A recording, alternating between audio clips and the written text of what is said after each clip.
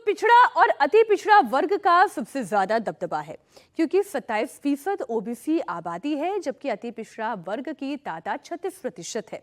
और फिर दलित कैटेगरी का नंबर आता है जो कि 19 से 20% के बीच में है।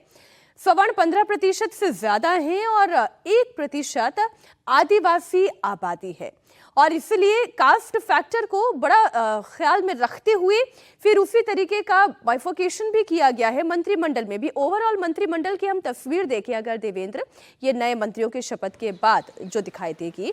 तो उसमें ओबीसी कैटेगरी और खास तौर पर जो अति पिछड़ा वर्ग है उन्हें कितनी जगह दी गई है?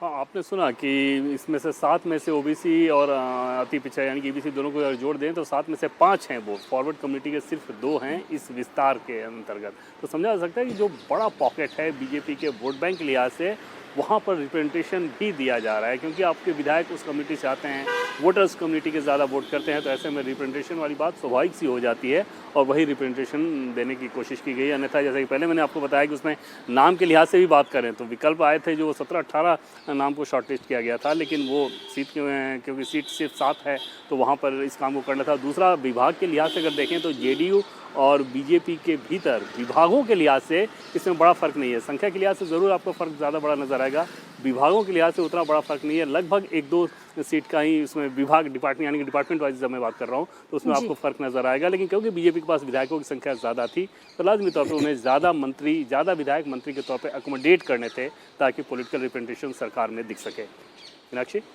बिल्कुल। ये नीतीश, अगर हम बात करें विपक्ष की राजनीति की, विपक्ष की राजनीति भी जाति आधारित ही चलती रही है, उसमें भी मुस्लिम और यादव समीकरण दिखता रहा है। लेकिन जिस तरीके से मोदी और नीतीश की जोड़ी ने ये बिहार की पूरी तस्वीर रची है, यहाँ पर विपक्ष के लिए कितना मुश्किल होने जा रहा है इस जाति के कॉम्बिनेशन को कॉम्पैक्ट करना? जी हाँ, बिल्कुल कोशिश रही है तेजस्वी यादव की। आपने देखा होगा कि एक A to Z वाली जो बात कही गई और MY का जो समीकरण कहा जाता था, उससे बाहर निकलने की कोशिश की है आरजेडी ने। और यही कारण है कि चुनाव में MY से हटकर भी उन लोगों ने जब प्रयोग किया है तो कुछ हद तक उनको कामयाबी मिली भी है। और इसलिए माना जा रहा है कि जो आने वाला चुनाव होगा उसमें शायद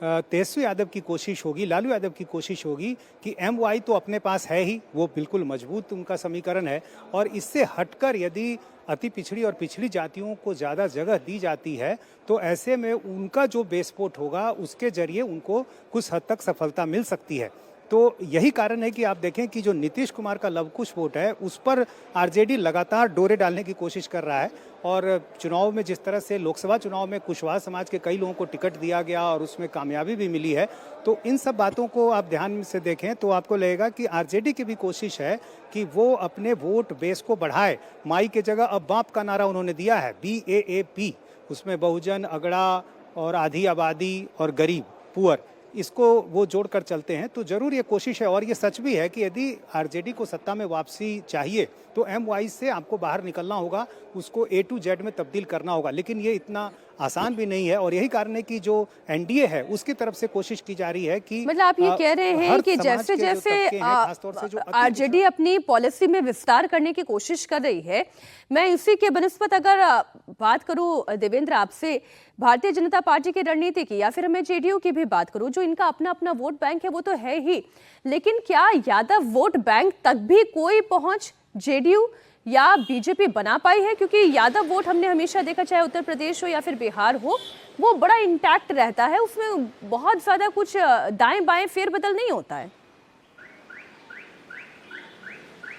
हाँ बिल्कुल, इसमें कोई दो राय नहीं कि, और लोकसभा चुनाव के लिहाज में भी लोकसभा चुनाव में भी आपको दिखा था और अभी भी वो चीज़ वैसे ही बरकरार है कि जिसके पास जो वोट बैंक है मेजॉरिटी जो उसका है वो वैसे ही इंटैक्ट रहा है। और यादव कम्युनिटी के लिहाज से बात करें तो बीजेपी या जेडीयू तो सवाल ही नहीं पैदा होता, कुछ एक पॉकेट्स के कुछ एक काउंटिंग के वोट हो सकते हैं, अन्यथा वोटर्स के लिहाज से अगर देखेंगे बड़े टर्नआउट के लिहाज से कि कहीं पे कोई बहुत बड़ी बढ़त बना ले, ऐसा नज़र नहीं आता। और उसके पीछे बड़ी वजह यह है कि लालू प्रसाद यादव आज भी यादव कम्युनिटी के लिए एकदम से मसीहा हैं और जिस तरह की पॉलिटिक्स, एग्रेसिव पॉलिटिक्स उन्होंने की,